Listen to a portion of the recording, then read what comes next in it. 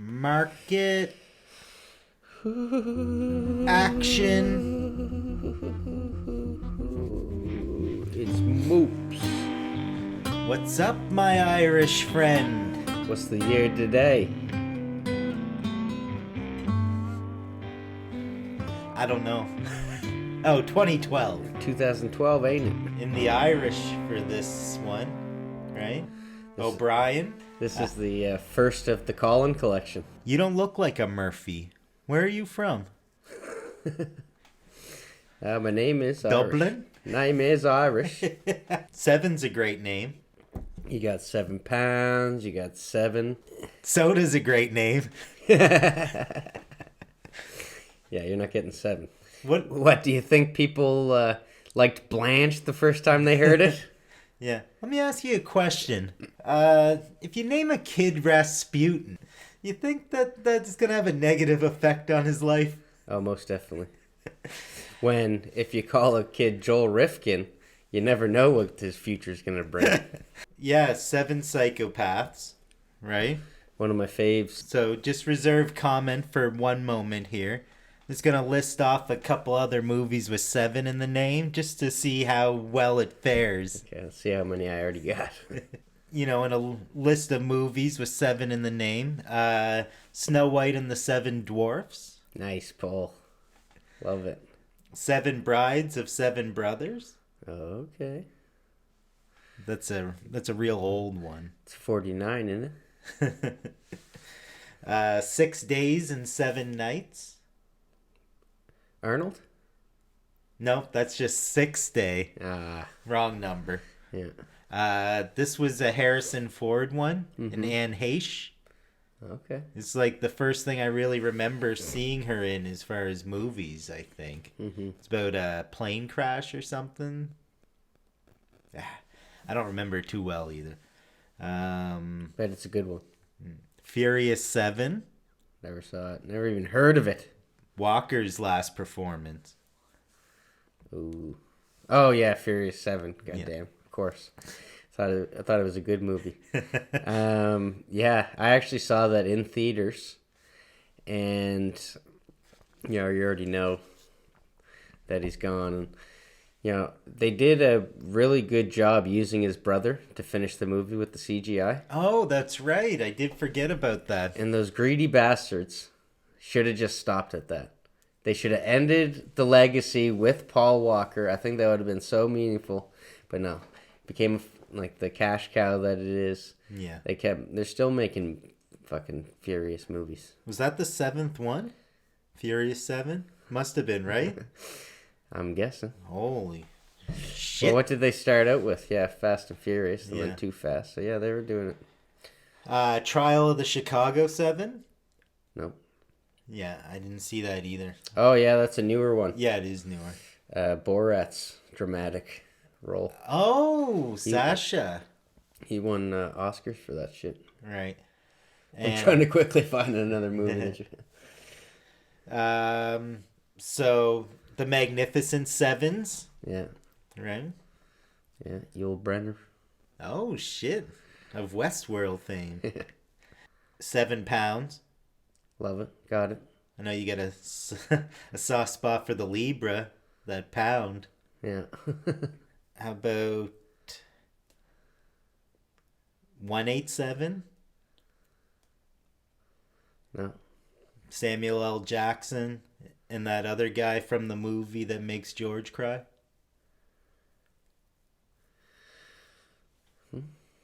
The dad from Home Alone.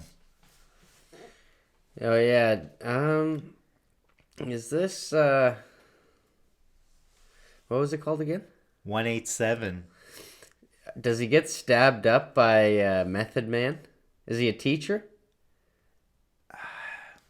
You see, this is what I was gonna ask you about. Yeah, I don't want to. It's a tough one, right? That it's like a revenge flick. Like he's this weak ass teacher getting bitched around by the fucking students, and then Method Man jigs him up right in the locker room, or not even like in the hallway against the lockers. turn into a 187? Yeah, no, he survived. Oh.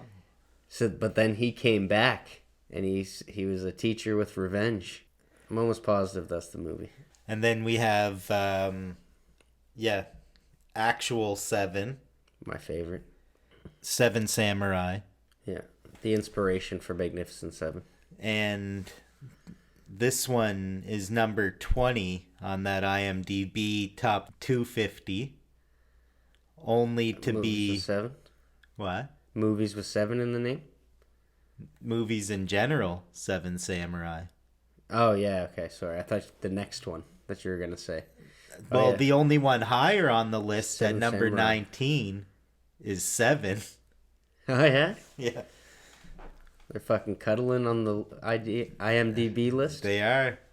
Yeah, so that's all I wanted to ask you about was 187. But, those are all the major Seven movies. Seven Psychopaths, you know. It can be in a list of top 20 movies with Seven in it, can it? Yeah, I'm actually glad that I may or may not have seen 187. It's funny that you brought that up. Matrix way up there. He's a bitch-ass teacher. Matrix Reloaded didn't rank in the 250. Yeah, it doesn't have a 7 in the name. But it does have 8 wins and 34 noms. Ouch. Yeah. Take that, Tiredeites. You know, at Evil Dead 8-1. Did everyone hear that? I think I just won him over with the Tiredeites. Come on. Well, it's a feuding sect. Evil Dead 8-1, pun intended. Had 3 wins and 1 nom. Say that again? What did? Well, if the Reloaded Ears are going to go for movies with critical acclaim, 81 Evil Dead only had 3 wins and 1 nom, as opposed to the 8 wins and 34 noms. And even if you go ahead and add Evil Dead 2013 in there, 6 wins, 19 noms. Are you baiting me into bringing out the book? Did you already have this in your list? It's official. We never talked about noms before tonight. Short films. A non-exhaustive list of highly creative shorts. You can get it in your shop. Page 69, mind you. Is 5 pounds of pressure.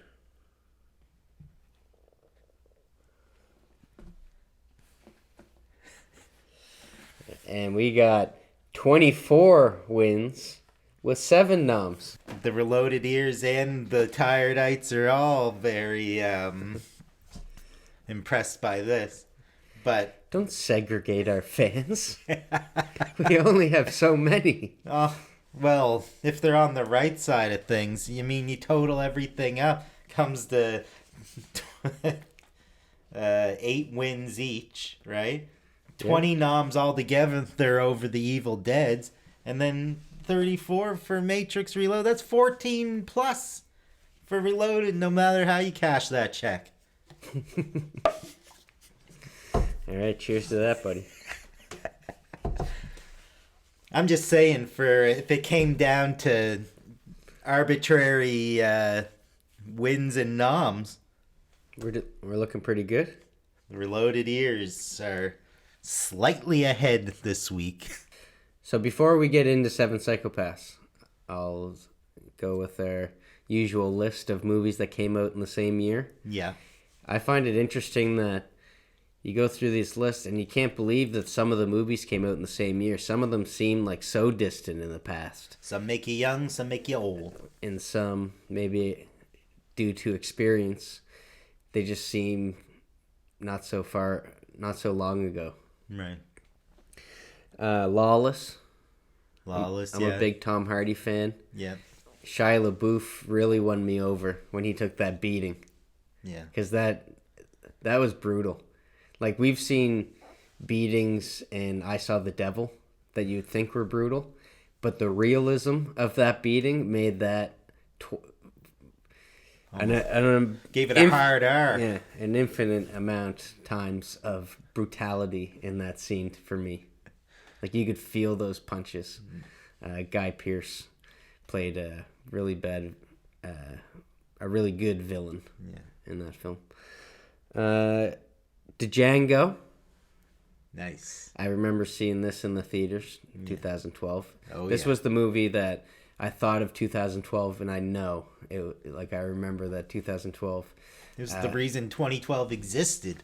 Yeah. One of my favorite movies, Life of Pi, came Right. out, and I remember that being mind-blowing, seeing that in theaters. Holy shit. I haven't seen 3D. all of Life of Pi yet. You have to. It's amazing. So I don't know how he escapes the situation.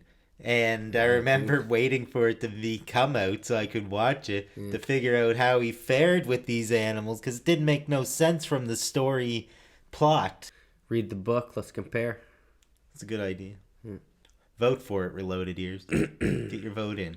Enter your chance. Chronicle? Did you see Chronicle? Of Narnia? No, just straight up Chronicle. There's actually Chronicle of nothing? If you remember Lawless well enough to put a face to Shia LaBeouf's friend, I think his name was like Cricket or something. He had a bad leg. He was kind of like a lame, so to speak. He also played Norman Osborn, or what's the kid? What's the son's name? Not Norman, but Harry. Harry, yeah. He played Harry in the Andrew Garfield Spider-Man. Oh. Know what I'm talking about? Nah. He's in some stuff. But it was him, and actually Michael B. Jordan, before he really hit, was in this film. And there's a lot of handy cam footage in it. Like, he's this kid that always has a camera, and he's filming stuff. So half the film, maybe all of it, is filmed through his camera. And they come across this weird, like, rock formation, and all this crazy vibration starts happening, and then they end up getting powers. Oh. And he's got, like, an abusive father and stuff like that. And then he just ends up becoming, like, a villain. Like, it's one of these superheroes gone bad. Like, I've never seen that Brightburn movie, but it looks like if Superman was a piece of shit. Yeah, I haven't seen it either. It's a Netflix one, isn't it? Dark Knight Rises. Oh, Came out in 2012. Must have been late 2012. Yeah. Went to the marathon for that. But I feel like that seems so much older than Django. Django seems so much more recent to me. Did you go to the marathon for that? No, I didn't. The original Avengers? Went with my buddy Bob Sacamano, I think. But doesn't that movie seem like ancient? Where I don't find Django seems that old? Maybe because you've seen it more times since. Skyfall? James Bond? Yeah. My favorite of the Daniel Craigs, as far as James Bond goes. Yeah, I'd have to watch them back to back to back. Javier Bardem takes that face piece out. Oh, yeah, that was a good one. Yeah. Adele? Yeah. That was her theme. Yeah. Ted? Oh, the teddy bear. Yeah, it was a good one for Mark Wahlberg. Yeah, fared better than the ratings for Million Times to Die in the West. Oh, did it ever? Giovanni Ribisi, I'm a big fan of. So it's funny to see him as that greasy antagonist there. Yeah, from growing up in the suburbs. Flight? Yeah. With Denzel, Drunken Pilot. Yeah. Yeah. That was a cool film. Yeah, I went and saw that in the theater. Yeah. That, was really well done. Like, you felt that when that plane was going down. Inertia. Yeah. Probably my top pick of 2012, Searching for Sugar Man. Oh, yes. The a documentary topped your list. Yeah, I was blown away by that. I remember first watching it, 24 High Street, by myself, like 3 a.m. or something like that. Tuned that in, knew nothing about it. Yeah. And was just blown away by the story. You're right. It's rare that a documentary like that mind-blowing comes along. Sistu Rodriguez. I think he's still out there. Yeah. I'm a huge fan of his Trying not work. to be famous. Yeah. Well, no, he's loving it now. What? He's back in He didn't know he was famous. Yeah, but he walked away from it. He didn't do all the shit. He Go didn't. on all the tours and stuff. He walked away, or Well, he did. Yeah. maybe he did it for a He bit. did it for a little bit. Yeah, but then he went back to Construction. sweeping donut dirt. Yeah. Or no, he's getting rid of muffin tops. I can't remember what he did. It was something menial in comparison to stadium tours over South America. I'm pretty sure. You know, the Got No Green Lantern would eat those muffin stumps. Eat them till the wife comes home. What's your last name? I'll just make it a cash. A little bit of a low talker there. I don't know if that picked up on the mic. I don't want to be a pirate. All right. Enough shenanigans. Very first scene of Seven Psychopaths. I have a lot to say about that in general. So what do you think about that?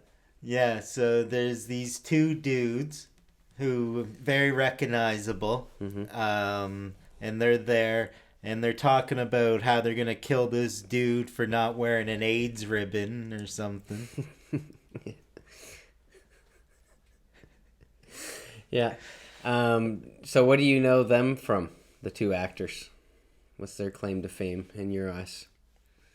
Anything that you've seen that they're both in, like together? Together? Yeah. That's sounds like a loaded question. Probably, but I definitely recognize the dudes. The Michael Pitt. Yeah.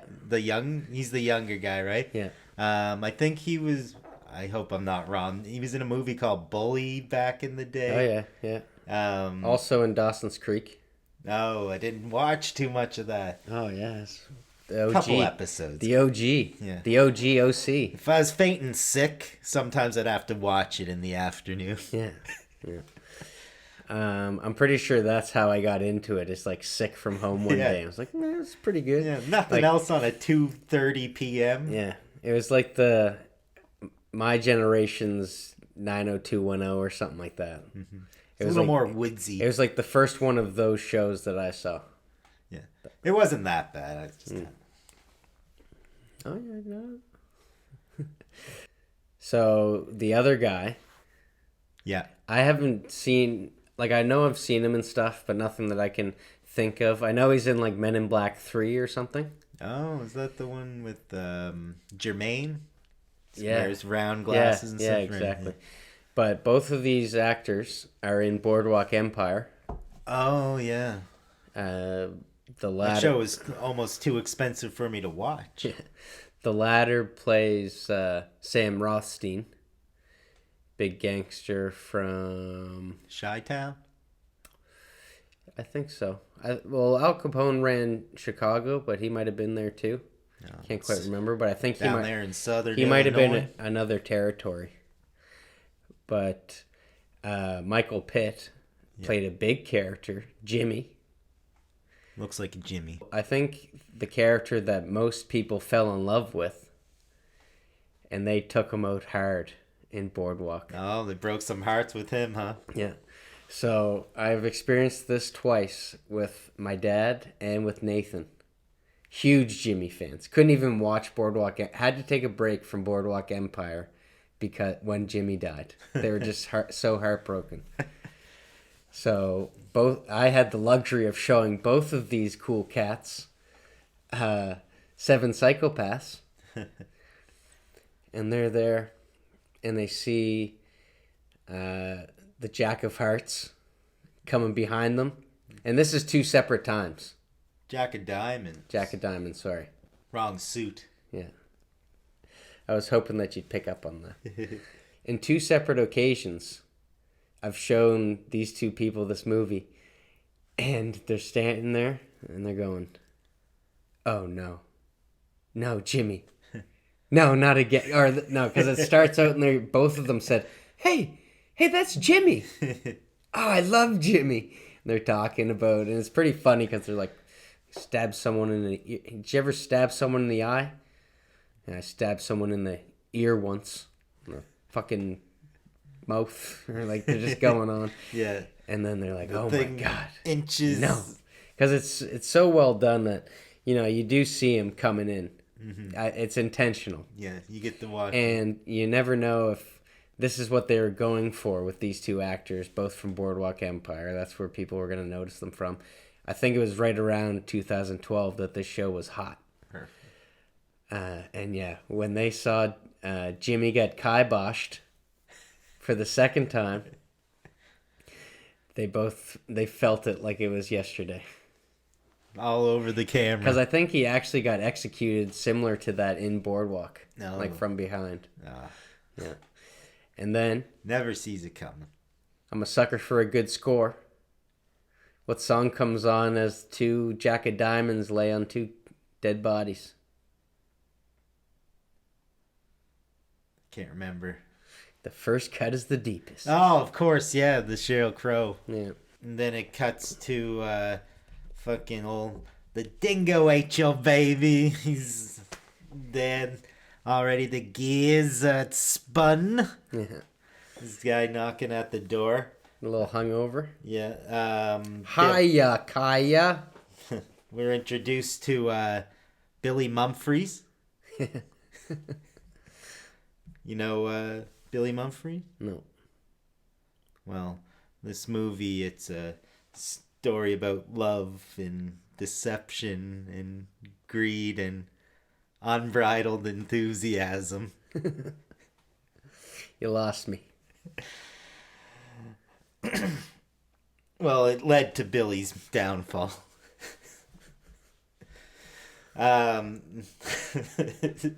Sorry, so Billy's at the door here, waking up Marty. Yeah. Conveniently named after the director, I think, Martin. Yeah. Unless it was, what's his name? Marty Benson? The guy they dumped the Gatorade over, developed pneumonia. These are some deep pulls, my friend. I can't drink this, it's warm. Warm beer? Yeah. Or cold coffee? Sorry, I need an intervention. So anyway, Billy walks in with his big Tyler Durden energy. Yeah. Wakes up Marty, the protagonist. Yeah. Has a little bit of a hangover going. So Cass's belly there. They go and see a movie. I'm not sure what they're watching. What do you think? Old boy, aren't they? It probably says you're right. I think really? it They name drop Old Boy in this? No, but I'm pretty sure you do see them watching it. That's Like you know, it's classic. It's like the cat in the window shot. You see the movie up on the screen, and I'm almost positive it's Old Boy, like the original Old Boy. Oh, yeah. It's hard to tell. He's talking over. He's calling his girlfriend a bitch all over the place and saying how much she sucks. I don't know why she's got a problem. Yeah, she's got a big problem. Big being a bitch problem. I guess that's all they do for a bit because he's got other stuff to do, Billy. Mm. Well, it's already established that Billy is a aspiring actor. Yeah. But a little bit of impulsive hothead there. Punched the director in the face. Oh, yeah, that's right. And right away you can see Marty as his voice of reason. Because he's saying, oh, how you gonna ever get a job if you keep punching directors in the face, Billy? And Kaya's in the mix somewhere because she knows the scoop. Yeah. So these are all aspiring LA artists. Except he spends his days spying dogs keenly like customers at the Dream Cafe. And he's got this like mentor-mentee kind of relationship going with this guy, Hans. Yeah, Christopher Walken. I love to see an actor, Walken act their age. For the people that can't see it, he's got kind of like this hipster doofus look. Yeah. Bit of a doofus. He wears a crevasse. Yeah. And they got a little scheme going. Yeah. They're out there encountering shiatsus and they spot Farfel there. Could get rabies or lockjaw from this thing, but they spot this dog in the park. Yeah. They go through the whole scheme. Not gun wound. Dog bite. Bark, bark. Not bang, bang. Yeah. They're running down the... Like, it's an easy scheme, right? You look, you find the dog. It's been done. I've seen David Spade do it. Yeah. Missing poster, collect reward. It looks easy. They make it look easy. Oh, yeah. Right? And then Hands, once they get the reward, cheers someone up at the hospital. He's trying some of his best material out, and I don't know if she licked some bad stamps or what, but she's in a little bit of bad shape this one. Hopefully she didn't catch her son masturbating. Yeah. But Hands, fully transparent, doesn't really hide what he's doing there. He lets her know right away. Showing off the cash. Big bills on the outside. I think it was a 10. Meanwhile, I guess Marty's just all drinking away. They're talking about... Hennigans. Hooked on the Hennigans. Hooked on the Hennigans for sure. He is a real Marty Benson. Buddhist psycho. That's like the first prognosis they give one of these guys. So we didn't establish this yet. But Marty is writing a script called Seven Psychopaths. And the only character that he himself came up with is this Buddhist priest, ex-Viet Cong psychopath. You should give him a judo chop or something. It says... it's kind of... Because first it's Buddhist, and then he scratches it out, and it's priest. Yeah. And it's kind of cool because you get these shots along the way of, what that scene might look like in this movie. Mm-hmm. And that's the only character that you have that view, that lens on. The Vietnamese guy. Yeah. His friend Billy there, he's also got a perfect psycho for his... Is it what's he writing? A screenplay or a book? Or He's writing a screenplay. Is it a screenplay? Yeah. That makes sense. Yeah, and he so yeah, of course I knew that. Stupid idiot. He that's for the audience who didn't see it. Maybe if you're reading a book, it might be them writing a novel. But this is the film time, fella. He's got this sweet little psycho, Jack of Diamonds. Yeah, sees a newspaper clipping. Yeah. Funny that. He shows him it. Yeah. He's like, check this out. Yeah. A serial killer that only kills other serial killers. Mid to high level. Ranking members of big gangs like the Yakuza. Yeah, you can tell he wishes that he could tell Marty that it was him. Because Marty would just be like, you're Batman. Whoa. Spoiler. Might as well get it out of the way. Damn. Can't give it down the road. Yeah, and really thinks highly of himself. That's hypothetically. Yeah. He thinks he's doing a good thing, which he might be. Yeah. Cleaning up the streets. Yeah. Bit of a vigilante. Yeah. He's man's best friend. Yeah. He shows curiosity in wanting to help write it, or at least really push his friend in the right direction, because he knows that he's having a hard time with the script. A little sub-story that takes place here about a guy, a young guy who goes to jail. So here's another story. Does that tie into when he's at the party? Because I know that's pretty early on. It will. This story comes up a few times. So, yeah. But it comes up, and then he's at a party with Kaya's friends, and he brought Billy along, and he's telling the story, and... This is before that. Because he tells the story 3 times. It's told the first time with the flashback, and then at the party, and then 2. I think it ties into the party. We have to get Costanza in here. Woody, Charlie Costello. You see this story going on about a Quaker, and it's also, I think it's Amish gets crossed out Quaker. Yeah. Like you see him revising as they go. What are you, a Quaker? And you're going through this scene, and it seems like it is consistent with the Vietnamese character.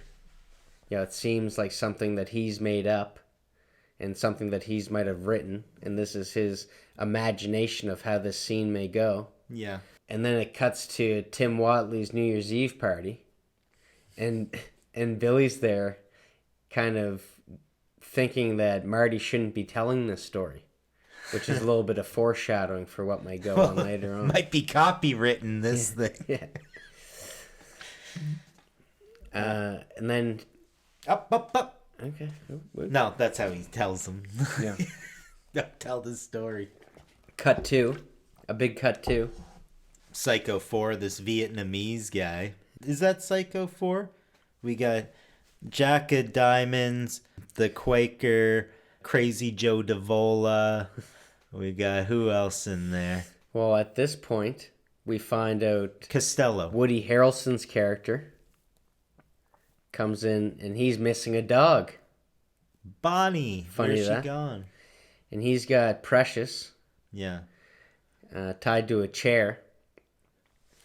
And she's a dog walker, so she lost the dog, and he's intimidating her with a gun to her head.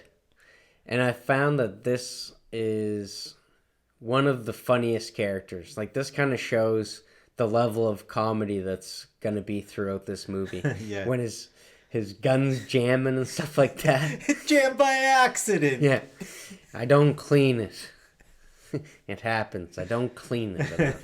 You know what I'm going to do Like, to you? no one could have pulled that character off like Woody Harrelson. Yeah.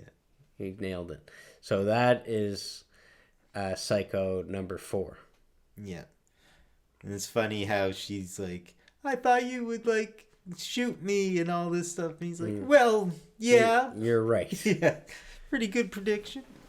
Oh, yeah. So that old drunk Marty Yeah. waking up on the couch after this party. Yeah, he does not wake up in the same bed that you see him in this establishing scene. Yeah. He's now on Billy's couch. Little bachelor pad that Billy has. Billy lets him know that he might have called his girlfriend a cunt. Something like that, I think. It's not a cunt? No, I think it was a bitch or... Be a bitch. Yeah, so now he's on Billy's time. Where I think he kind of lived in a bubble before. Now he's out. Yeah. You can call her if you want. Yeah. Makes the phone call just to make sure that he's in trouble. Yeah. And then he's out on a day in the life of Billy. Head down to the old dog pound there, where him and Hans are keeping the stash. Mm-hmm. And that's when he lets Marty know that he might have put a little article in the LA Weekly. Calling all psychopaths. The parasite really gets embedded. Cut to Hans. Yeah, he's getting scooped up. I'm walking here. Yeah. just as he's trying to... Or no, he's bringing a dog back. Yeah. To the flea market? Yeah. How he You think they got fleas there, don't you, Biff? think he used... No, dog place, yeah. Think he uses mutton to get these dogs over? Very thinly sliced meat. He gets nabbed up by the kid in the wheelchair from Goodfellas. Nice. Nice. And gives him a little gun butt to the head. Yeah. Just know that he means business. Yeah. Gets Hans a little bloody. Yeah. Bloody Hans. Brings him to the dog pound, where only Marty is now. And Marty's quite shook up when these guys come in. But who comes to save the day? Jack-a-dee. Jack-a-dee. Yeah. Jack-a-dee's all over those two motherfuckers. Then their intros get to finally get made. Yeah. You got Hans, you got Marty, and you got Jack. Yeah. So they head back to Billy's house, who made it home. Think he ran right home? Must have. Oh, and he has Bonnie. So you know that he has... And he must have saw something nice about Woody Harrelson's dog. Took a liking to it. Yeah, keeping a close look at it. Yeah. I don't remember what happened, but maybe they say like this dog belongs to a gangster, and they move it, and the tag says like I'll fucking kill you if you don't give this dog back. Basically, Is this before Tom Waits? no, that's his like right now. He gets there. Tom Waits shows up with his bunny. Billy leaves him, so that Marty's got to sit there with Peterman over dinner. Yeah. And yeah, so this kind of shows Billy, once again, in his own psychotic way, is trying to just help his friend Yeah. write this script. He knows how much it means to him, so he's doing it at all costs. Tom Waits' character obviously saw this article in the LA Weekly and found an address to sit outside and wait. And it cuts to him telling all of his story there. Yeah, there's a serial killers. Yeah, so it's like a parallel between Jack of Diamonds. They already got a psycho like that, so it's not very original at this point. But I love that scene where Marty's just like, oh my god, what am I getting into? Like, this guy's got nothing. The way he starts the story, it seems like he's going to be a ramble. It's a good way of getting into it. Yeah, and he's, you want a coffee? Tea. I want a tea. Very specific. Yeah. And then he goes on to the story. And it just, like, kind of... killing a bunch of notables. Yeah.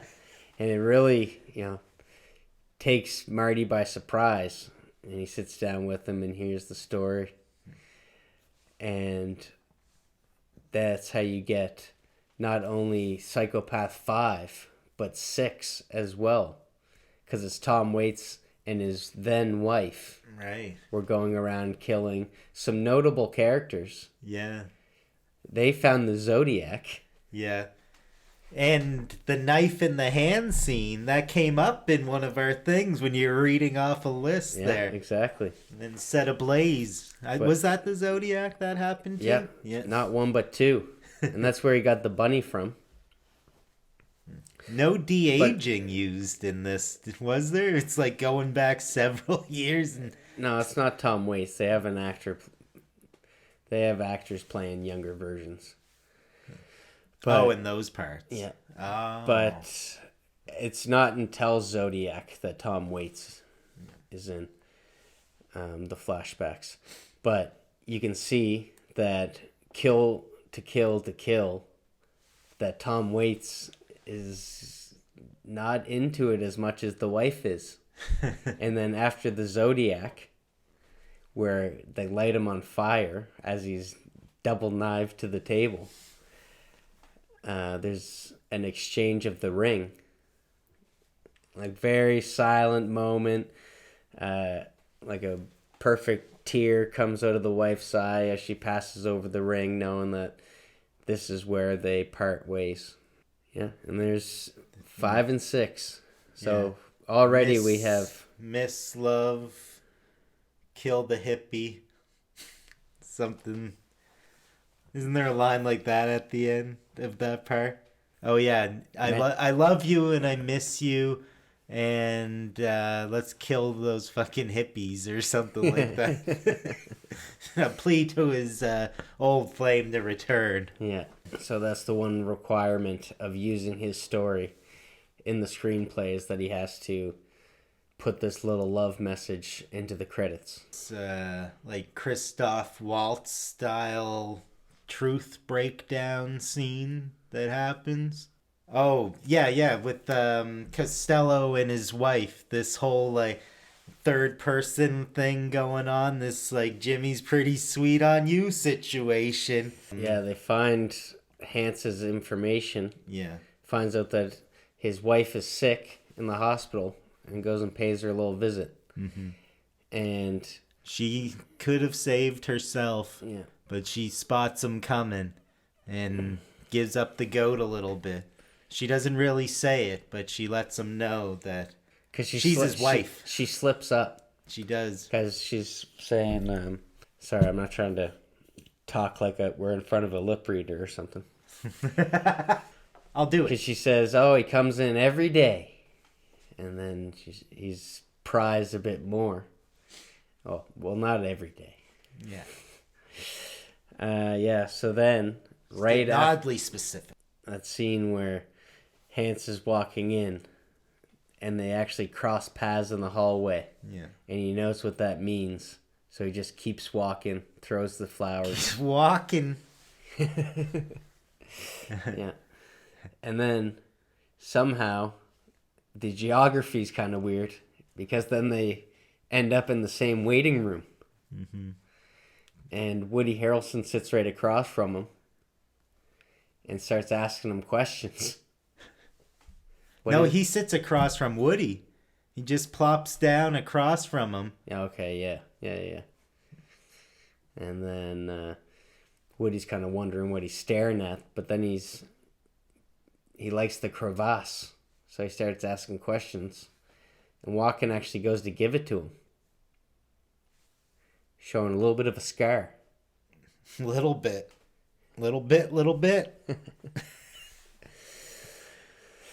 So this is when I found, you're really embraced in the story. There's lots going on, lots of characters. Yeah, you get in kind of the snatchy Lots of provocative vibe. stuff. This person's sleeping with that person. This guy's sleeping with Angela. Yeah. So then you find out not only did Billy steal the dog, but Billy's stealing the girlfriend too. Yeah. Worried about getting or giving chlamydia to her. Yeah. But he's having trouble keeping it up, so. Yeah, which is odd for a psychopath, I would have thought. Yeah. Look at that limp piece of shit. Can't knock this guy. He's always on 10. As soon as Angela finds out, she starts snitching. Oh, he gets a phone call from Hans, or calls Hans or something. Yeah. And so stone cold. Yeah, what delivery. Yeah, I went and visited her. Well, she's dead. Yeah, they shot it in the head. And there's that brutal scene of him sitting there holding her too. Yeah, very rough. Nonchalant. Billy says, yeah, I'll be right home. This is an amazing shot too, because it's a glass window. Billy's diary shit. It's looking out this, like the whole wall is glass. Big picture window. Billy's inside on the phone. He says, I'll be right home. Leaves frame, and now it's Angela outside, also on the phone. And you see, as she's talking, she looks over as if, someone's walking up to her, and then she gets shot in the stomach. Yeah. And then the Jack of Diamonds drops on her. And it says, Psychopath 7 and 1. Yeah, that's the big reveal, that Jack of Diamonds. Yeah. So this is when it starts to take a turn. You have Hans and Marty. They go to a bar, and there's they're starting to bond, Hans and Marty. Billy's off at the bar, maybe getting drinks or something like that, and he comes back, and Marty's telling the same story. What, are you a Quaker or something? Tells him the same story that he was telling at the party. And this is when Billy really says, whoa. Like, stop telling that story. And Walken wants to hear the end of it. And he's telling the story about a Quaker who slits his throat. And that little scar on Walken's neck comes out again. Did you make that up? Yeah. All by yourself? Yeah. You find out that Billy didn't keep that in the vault. He didn't keep it in the vault at all. No. And he fixes the story up for him. So I found this to be, interesting, that these 7 psychopaths that Marty now has for his story, he's only came up with one of them. The Vietnamese character is the only one that he's come up with solely. There was an interesting plot point where Marty's going through Billy's diary. Yeah. I don't know if it's all planted information or what. Yeah. But, he's like the psychopath with a heart of gold. He's saying, oh, Marty's the writer of our generation. Yeah. And If he wants your help, he'll ask for it. Yeah, like exactly. all this kind of stuff. Yeah. And it really shows not only how nice he is, but shows some of his psycho, where in his diary it says, he hates looking at this flag in the neighbor's property.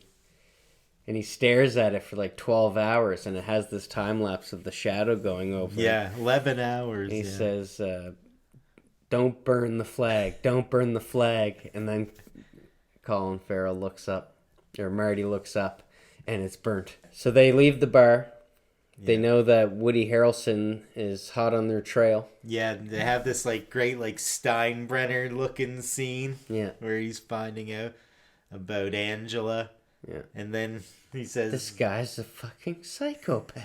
Like, Woody Harrelson has such great delivery in this movie. Yeah. Where, like, he's still believable as this crime boss, but he's, like, he's such a fucking wimp sometimes, especially when it comes to his dog. Oh, yeah. Don't you say that in the same sentence. And when he says... Don't you say when that dude asked him if he said his dog was dead. Yeah.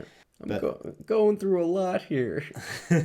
yeah, exactly. Pissy-eyed. I'm human too. Yeah. Marty's fallen right into Billy's strategio there. Yeah. When they're in the car, actually, they're talking about Gandhi. Yeah, so... eye for an eye leaves the whole world blind. Yeah. No, because the last guy would still have one eye. About Gandhi? Yeah.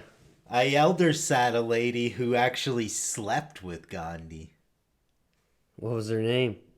You know what? I can't remember, but I remember she mentioned that he snacked. The guy loved Triscuits. Loved good goiter, too. After reading those journals... Marty decides to let Billy help him write it. But in the car is a really funny sequence. Because then when he asks Hans to help him write it as well, Billy's like, oh, he doesn't want to write it. He's like, I wouldn't mind writing it if it isn't too violent.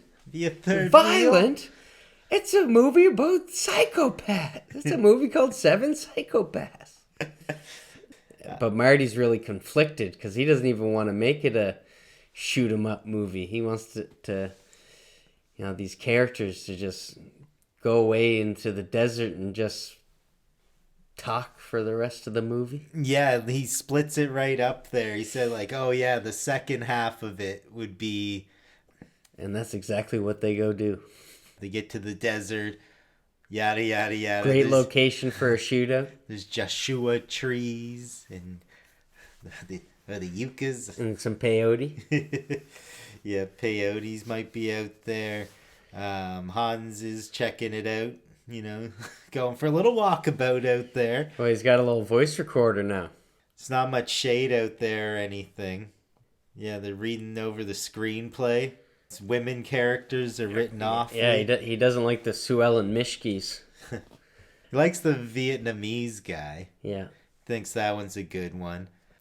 What is his story? He's hanging out with the naked chick, and then he's gonna bomb a convention. He was in Viet Cong, and his whole family got killed. So he came to America to kill off a bunch of veterans,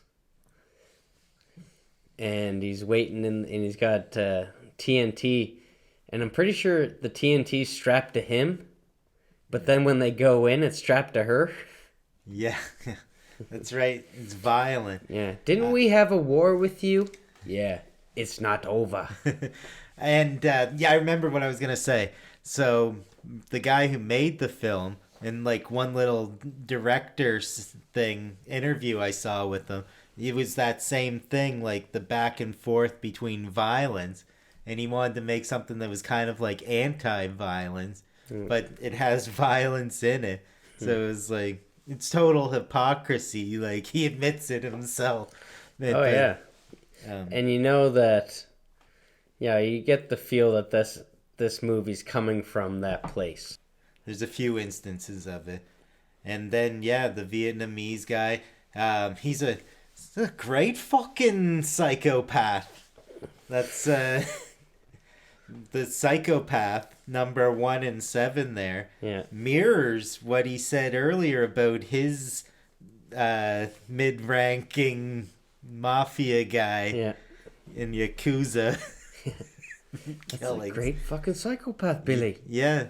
And he does the same thing about the Vietnamese one. Yeah. To him. Gives him that same kind of energy. It's a great fucking idea, Hans. Very, like, psychopath thing to mirror. Like, you would hear, like, how Ted Bundy would be, like, normal. Yeah. Would be through mirroring stuff like that. And, you know... And, I had one thing to say there. With him as a character like that, does him knowing Marty make him a better person? Because he's mirroring a guy who's actually fundamentally decent. You know, he's not the dog stealer. He's just a drunk. Does it make who a better person? The psychopath. Jack. Billy. Because he's mirroring people's behaviors and he's around Marty. Just the way that he put that back on him. Like that exact specific thing. That he reacted. Same enthusiasm, everything like that. Yeah. And it's feeding off his energy. Yeah. And it's funny because he's trying to teach Marty lessons.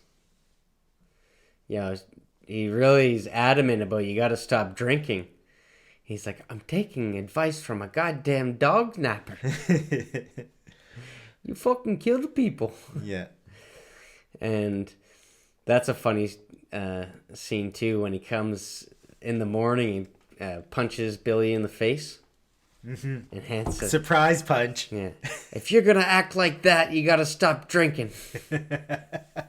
Really tries to parent him there. Yeah. I think when he does eventually to start to talk about it, like around this point, stopping drinking as well. But it's night. Oh yeah, it's goes when to nighttime, wouldn't it? It's because, and this goes to show, because he does this a couple times. Billy makes something up completely about the party. And he goes, oh my God, maybe I do drink too much. And then he's like, yeah, I just made that up. But how could I forget when Billy lets them know what he's thinking for a scene of the movie. It's so funny. Yeah, they make sure that cell phones are off, and then he starts this really well filmed brainstorming session. Yeah. Very cartoony. Yeah. And it's funny because you can almost see the difference between one's imagination and the other. Yeah.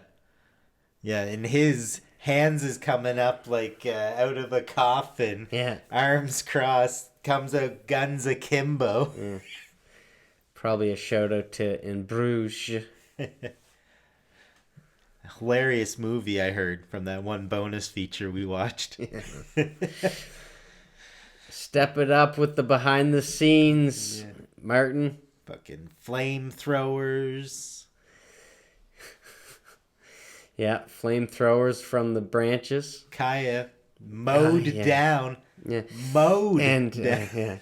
Marty's just sitting back with his journal, but don't worry, no one thinks you're a pussy. Yeah, and Kaya gets mowed down. Yeah. I mean, mowed down. Yeah. Kaya! Yeah. This is a time for men to be men. And then everyone gets killed. Yeah. Yeah. A lot of those psychos bite the dust too. But I think you needed that scene. Yeah. And that's the only way that you could have done it. But to get all psychopaths in one room. Animals can't die. Then they show the graves. One Hans is there, and it says Gruber on the grave, I noticed. And the other one says Gravel. Shout out to Mock. Yeah. It's funny that first time I watched this movie, I thought that Tom Waits' wife ended up being Christopher Walken's wife. I thought it was like the same character. Well, there's something going on in these flashback scenes. They're not just arbitrary things. Yeah. But, you see that. I wish I remember. I think Maggie is his wife's name. And when they go back to the flashback, we skipped over that where Christopher Walken kind of tells it from his side. And he's like, well, I wouldn't consider myself a psychopath. Yeah. And of course, I did not go to hell. I survived. And it shows him in the hospital with blood just squirting all over the doctors. It's like, and what you didn't mention, what Billy probably didn't mention is that my daughter was black. Yeah. And you see it because before it was a white wife and a white daughter. Or it might not have even been a wife, but you do see a daughter there, but she was white. And then the retelling is told. Nice. Which I found very interesting. Nice. Yeah. Fast forward to Day Punch, Surprise Punch. Surprise punch. And a really tense moment with Hans and Billy. Why? Just before they try and bring this to the head of NBC? Because Hans was having visions, or not even visions, but hearings of his wife. I'm going to do peyote later. And Billy admits that it was actually him behind a rock. Mm. You know how good an impression I do of her? Yeah. That was actually a weird moment. I wasn't sure if he knew he was a liar at that point. Yeah. Or if the guy really did it and he was just doing something like real off color in his eyes. Yeah. So they're all kind of at odds at this moment. And Logga Eds. I think Hans might leave at this moment, actually. Oh yeah, he takes a little walk. Walking off. Car explosion. Boom. This movie ends my way, says Billy. Because this is one of those movies that I'd like showing people to get their opinions. And it seemed like a lot of people got lost in this desert scene. Even though they make a point of saying that meta line. Yeah, exactly. It's so meta that this is what he thinks the movie should end. And it becomes that. And that's one of the most powerful parts of this film is that, this movie, this screenplay that he's trying to write, as much trouble as he's having writing it, it's happening around him. And, it does seem like a lull almost, but I find, it's such great banter. And I think this is where, strong dialogue can really save a budget. A little slow point. Yeah. In the script. Because I love all the banter of them when they're just out in isolation. Just them three. Yeah. Writing in the beating down sun. Yeah. And how much are they going to get for this? 6,000? 8,000? It's LA, baby. They'll probably get a big budget. But Billy decides he's got to take over and this movie's ending his way. So he's called... Little shake up. He's called Costello, told him where he is. And he said that he would come alone.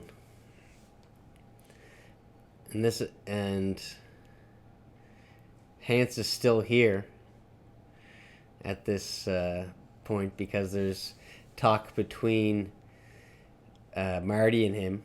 He's like, "Are you gonna fight?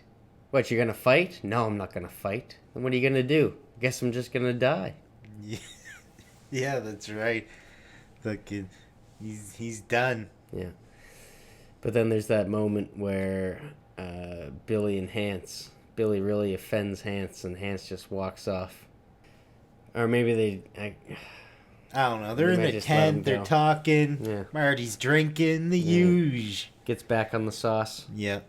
His way through the desert. Bumps into a couple of fellas Yeah. without such great effort. Yeah. And that's a really funny scene too, how he's just so like doesn't give a shit. Yeah. Put up your hands. No. Yeah. Why not? I don't want to. Yeah, it's like trying to eat one of Poppy's pizzas. I got a gun, so yeah. But then, Woody Harrelson really takes it home in this scene when he shows up, and he's all mopey about the dog, and Billy just shoots him in the back right away. Goes and searches him, and all he finds is a flare gun.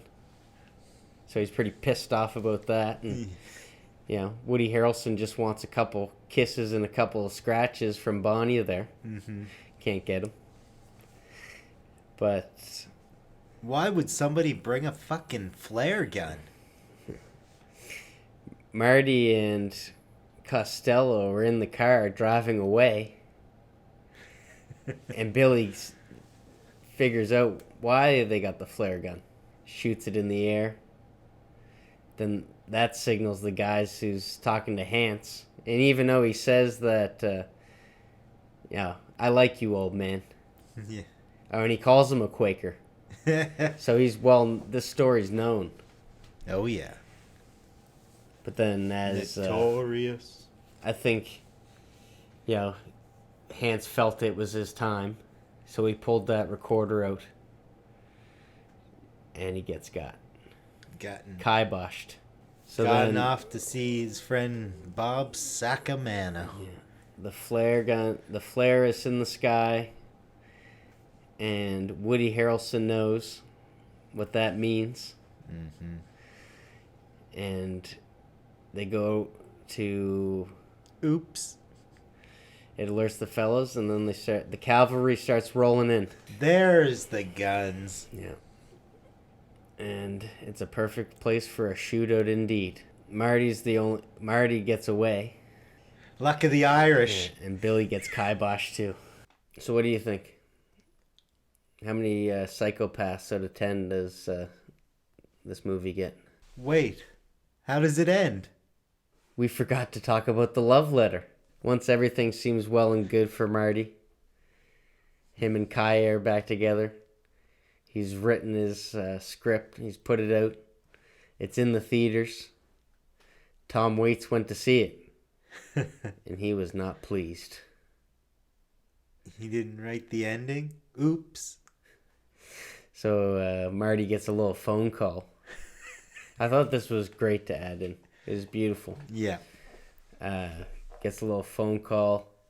Tom Waits says he's going to come kill him.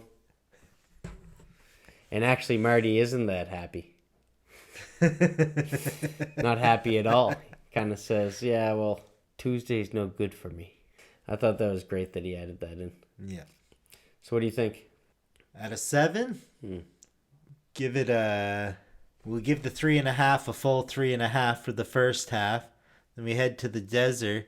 We give it another half of the 3.5. You get down to $1.75. How many wins and noms are those? 5.25 out of 7. 5.25 out of 7? That sounds about right. That's pretty good. That's fair. Yeah. That's bus change missing. What about yourself? I love this movie. I'm giving it a solid 6. Oh. 6.30 out of 7. Yeah.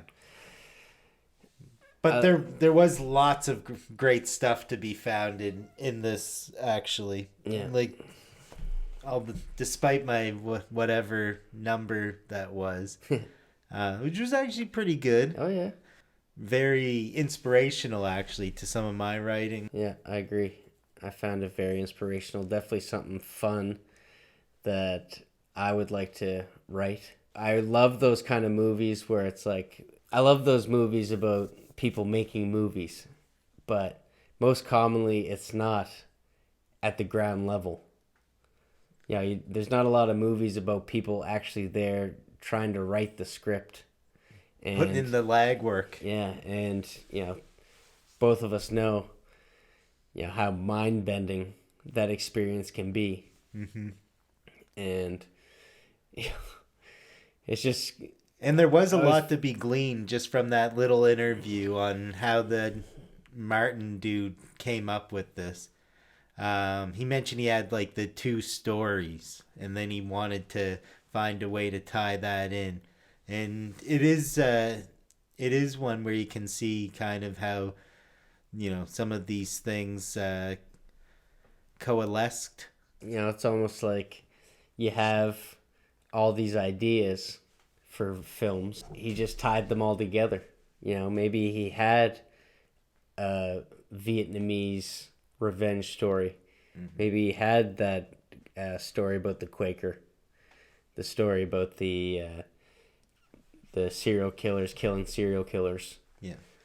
It's almost reverse engineering a lot of the stuff that Quentin did. Mm-hmm. Where Quentin had these big ideas. Like in True Romance, Clarence there was supposed to be writing Natural Born Killers, and it would flash back and forth. But he chopped them up into 2 scripts and sold them both off, and that's how you got Reservoir Dogs. Yeah. So maybe this is like the opposite, where you have too many ideas, and this is a clever way of just using at least little bits of all your ideas to make one masterpiece. Yeah, manages to dovetail a lot of good stuff. Yeah. And one thing that we Hance's idea is so beautiful when it comes to the Vietnamese character, and that's the one thing that we brushed over.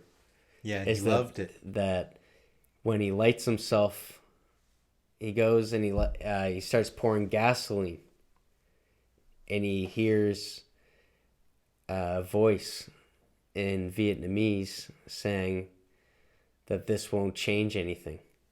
And he looks over at the prostitute, and she's saying it, but it's in a man's voice. And you almost smelled the gasoline as this guy closes his eyes. And when he opens it up, as in his third eye, I guess. Perineal. Yeah. He's sitting on the ground, cross-legged, with gasoline over him.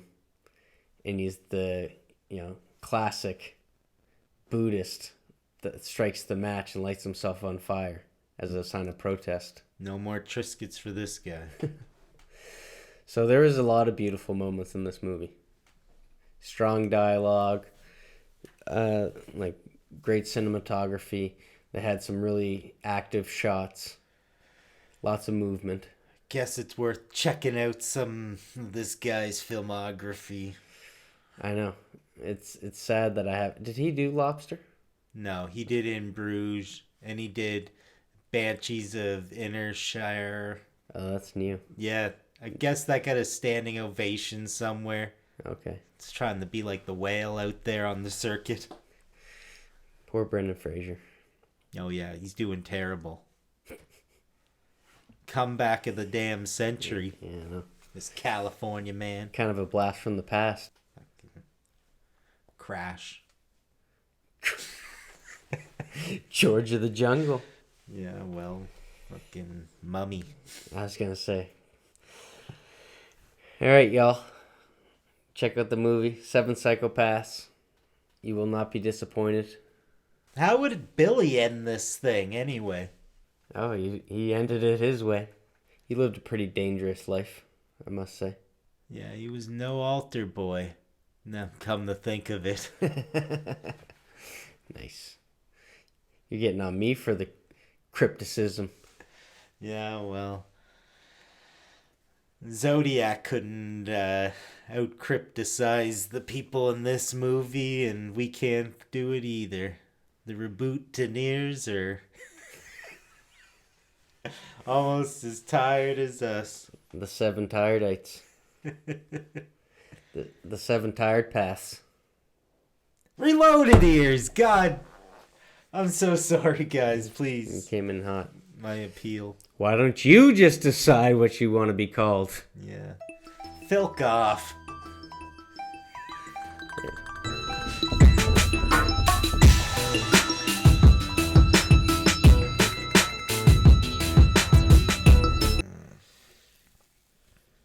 What do you mean, just one more thing? Can't it wait till next Sunday? No. Can't wait till next Sunday. But Come on, I man. am tired. Yeah, and I'm a mastermind. But we got to get this done. Next Sunday, we got to talk about, Jodie Foster and shit. Come on.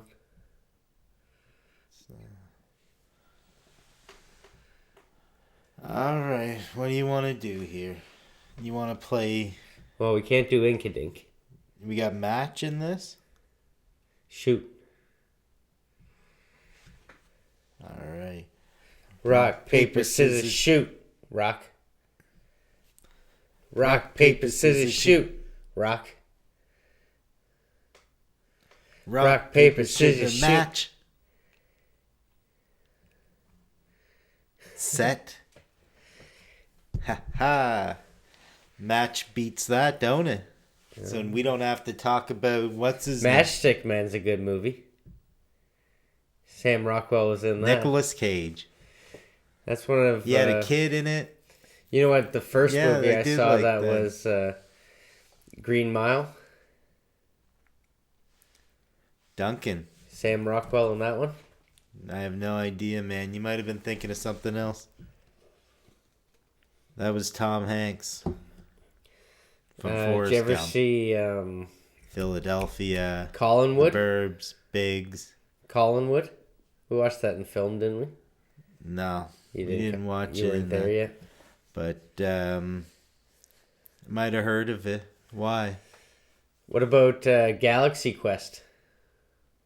Yeah. We had Alan Rickman. I loved him in Die Hard. Yeah, Sigourney Weaver. Yeah, how do you feel about... Alan Rickman always wore his Dick head Cheney thing. That whole... Even offset during that. And I think it's Helen Mirren. Who do you think would have won in a shootout? Was it that... Who do you think would have won in a shootout? Sam Rockwell. And Patrick Waugh, he was a from goalie. Green Mile. Or Sam Rockwell from Seven Psychopaths. Sam Rockwell. Or Sam Rockwell. Is he the guy in Avatar? From Galaxy Quest. Sam Rockwell in Collinwood. Rockwell. There is some movies. He won an Oscar for Vice. Is he almost famous? I can't. What was the name of the band in that movie? Steel Panther? He's all the way famous. Yeah, from Avatar, right? Also a Sigourney Weaver? No, that's Pocahontas. The bad guy from that movie, a girl from my high school, Barb Macasano.